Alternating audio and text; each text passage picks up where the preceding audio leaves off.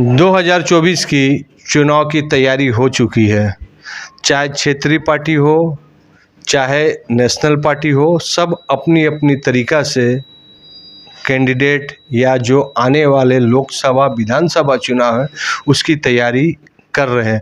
और इसी तैयारी क्रम में आज हम श्रीमती मंजू साहब, प्रदेश उपाध्यक्ष, राष्ट्रीय जनता दल, और उनके कार्यालय में आए हैं और जानने का कोशिश कर रहे हैं कि आज पार्टी किस चीज़ की समीक्षा बैठक की गई है, किस किस चीज़ में विचार विमर्श किया गया। मैं दिनेश श्रीवास्तव, आप देख रहे हैं आपका अपना एडी लाइफ। तो मैडम, सवाल उठती है कि 2024 की बहुत बड़ी जिम्मेवारी है और जब से झारखंड बना है आरजेडी का अच्छा यहाँ गढ़ रहा था, विधायक भी था, संसद भी था, लेकिन उसके बाद आरजेडी और फॉर्म में नहीं आई है। तो पार्टी कैसे मजबूत होगी, उसके लिए आपने क्या क्या तैयारी की है? हमारी पार्टी, जो हमारे माननीय राष्ट्रीय अध्यक्ष श्री लालू प्रसाद यादव जी, उन्होंने सबसे पहले तो सारी पार्टियों को यूनाइट किया, संगठित किया और इंडिया एक प्लेटफॉर्म पर लाया ताकि ऑल ओवर इंडिया में हम लोग बढ़िया परफॉर्म कर सकें। इसके तहत ही अनेक विचारधाराओं के लोगों को हमने अपने साथ किया। हमारे माननीय अध्यक्ष जी ने, राष्ट्रीय अध्यक्ष जी ने इस मुकाम को हासिल किया कि सभी को एक प्लेटफॉर्म पर लाया। अब हमारी पार्टी जो स्ट्रेटेजी लालू जी ने तय की है उसको हम लोग आम जनों तक, एक एक जो बिल्कुल पिछली पंक्ति में बैठा है उस आम पब्लिक तक हम लोग पहुंचाने का कार्य कर रहे हैं, उनके नीति सिद्धांतों को। और हमारे देश की जो लोकतांत्रिक परंपरा रही है, सभी लोगों की, सबको लेकर के, जो हम लोग हिंदू, मुस्लिम, सिख, ईसाई, सर्वधर्म और एक सतरंगी हमारी जो परंपरा है उसको लालू जी जीवंत करते हैं। और जितने हमारे सहयोगी घटक दल हैं, इसको जीवंत करते हुए हम लोग प्रत्येक वर्ग को, प्रत्येक सेक्शन को, शोषितों को, पीड़ितों को, महिलाओं को, जितने भी समाज के लोग हैं, सभी को एक हमारा प्रयास है कि समरस हो। सतरंगी हमारी जो परिकल्पना रही है राष्ट्र की, उसको हम लोग उसको अनेक रंग देते हुए एक रंग में बांध कर रखें। सब पहली प्राथमिकता हमारी राष्ट्रीय एकता की है, दूसरी प्राथमिकता हमारी विकास की है, हम लोग किस तरह से विकास की धारा को यहाँ बहाएं, और तीसरे जो आप लोग देख रहे हैं कि संविधान को, जो हमारी अभी जो रूलिंग पार्टी है भाजपा, सभी पब्लिक देख रही है, जनता देख रही है, समझ रही है कि ये विकास की ओर से जनता को गुमराह करके, दिग्भ्रमित करके, ध्यान बटाकर ये लोग हिंदू, मुस्लिम वगैरह की बातें करते हैं। हम लोग ये सब ख़त्म करके विकास करना चाहते हैं। और ये जो डिस्टर्बिंग एलिमेंट है, जो डिस्टर्ब कर रहे हैं, देश के एकता को खंडित कर रहे हैं, हम लोग उसको नहीं होने देंगे। दूसरी बात, संविधान जो बाबा साहब भीमराव अंबेडकर ने हमारा जो संविधान बनाया है, आज भी प्रासंगिक है और सब दिन रहेगा। उस संविधान के साथ जो छेड़छाड़ किया जा रहा है कुछ लोगों के द्वारा, उसको हम लोग कतई बर्दाश्त नहीं करेंगे। और उस सिर्फ और सिर्फ हमारा राष्ट्र एक है, सारे लोग एक हैं, उनको कैसे हम लोग यूनाइट करें, कैसे सभी धर्म के लोग यहाँ पर बहुत अच्छे ढंग से एक सुचारू व्यवस्था हो और सारे लोग यहाँ शांति से, सुख से हम लोग रहें, ऐसे राष्ट्र की, ऐसे देश की और ऐसे स्टेट की हम लोग की कल्पना है। और इस कल्पना को ही हम लोग, इस प्रारूप को ही हम लोग तैयार करने में हेमंत सोरेन जी की जो सरकार है उसको हम लोग ने समर्थन दिया है और उसी बेसिस पर हम लोग सभी लोगों को जोड़ने का कार्य कर रहे हैं, करेंगे। इसी के तहत अभी ओबीसी मोर्चा को जिलाध्यक्ष हमने बनाया है, जो सोनारी के रमेश जी हैं। इसी के तहत युवा के अध्यक्ष बहुत ही एनर्जेटिक सिंटू पांडे जी हैं।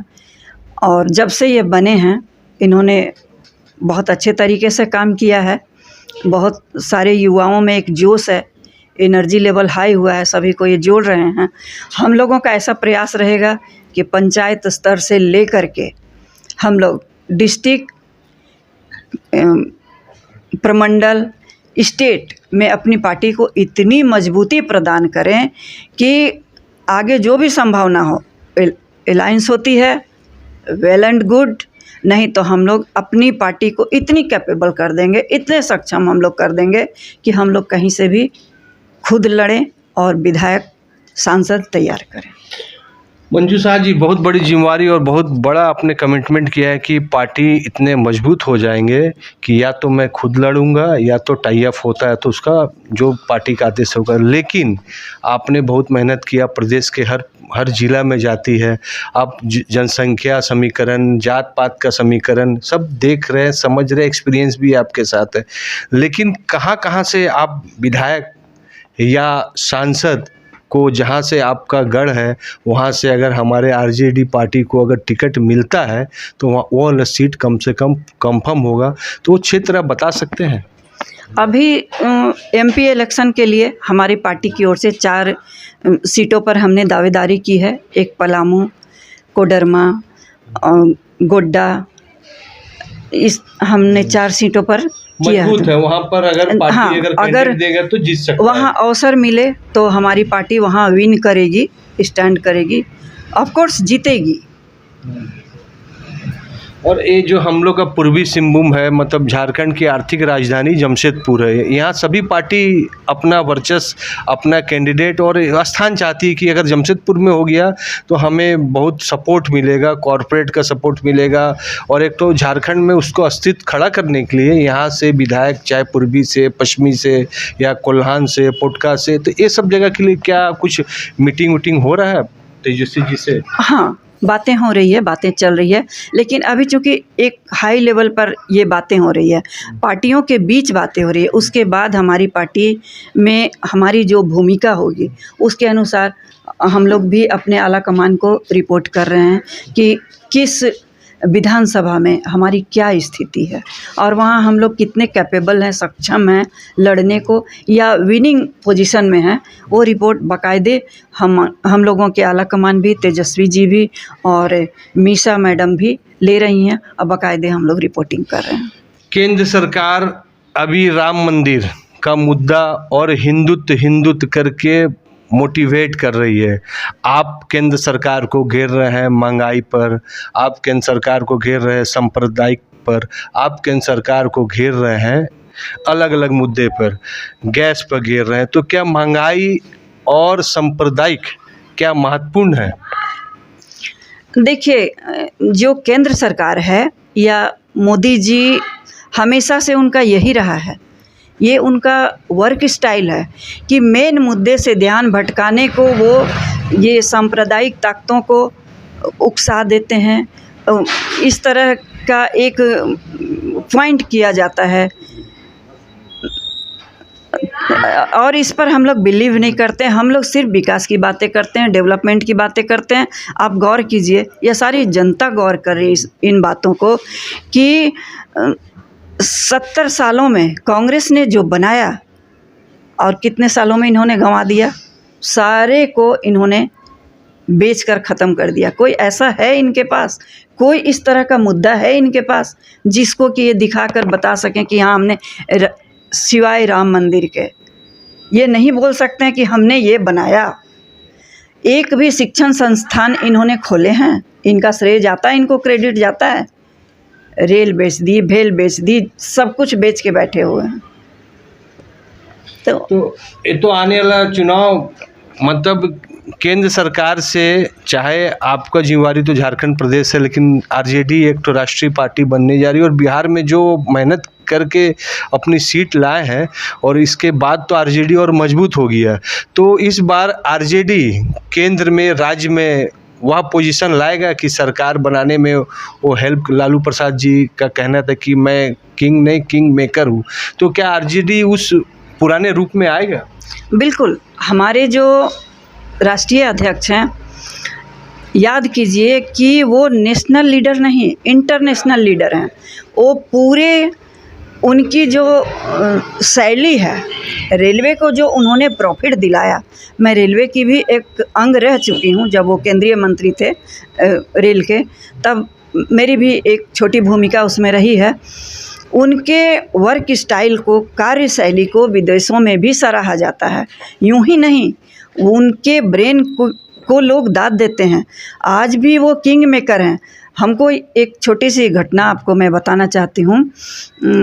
जो मैडम प्रतिभा पाटिल, माननीय प्रतिभा पाटिल जो पूर्व राष्ट्रपति थी, वो नहीं बनी थी, और उस टाइम लालू जी रांची में लेकर के, होटल का नाम तो हमको याद नहीं आ रहा है, उस होटल में लेकर के आए थे। मधु कोड़ा की सरकार थी, और उस टाइम वो मैडम आई, लालू जी सामने से लेकर के उनको आए, और उन्होंने कहा था, सारी मीडिया के सामने कहा था कि ये राष्ट्रपति बनने वाली हैं।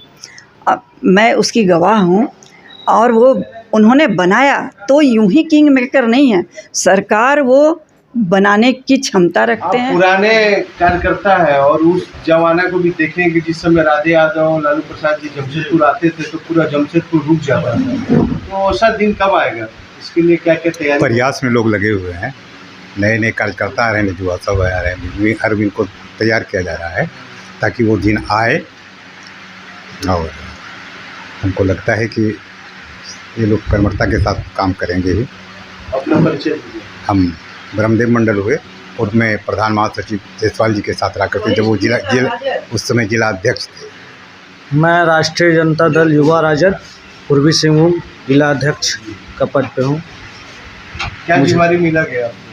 मुझे पूर्वी सिंहभूम जिला के युवाओं में राष्ट्रीय जनता दल में जोड़ने का पद, संगठन का कार्यभार मिला। रमेश कुमार शाह, ओबीसी जिला अध्यक्ष पूर्वी सिंहभूम का पद हमें मिला। क्या क्या काम कीजिएगा पार्टी के लिए? कितने ओबीसी को जोड़िएगा? क्या क्या मांग को लेकर सरकार या चुनाव की तैयारी कीजिएगा? यहाँ जमशेदपुर पूर्वी सिंहभूम में जितने भी पिछड़ी जाति के लोग हैं, अदर पिछड़ी जाति के लोग हैं, मैं एक एक के द्वार द्वार तक जाकर उनको एक एक कार्यकर्ता को, सबको मिल जो नहीं है उसको भी जोड़ूंगा, प्लस उनके हर दुख दर्द और सरकार की तरफ से हर मिलने वाली सुविधा को वहाँ तक प्रदान करूँगा, और उनको कोई भी दिक्कत होने के बाद लिए मैं एनी टाइम तत्पर खड़ा रहूँगा।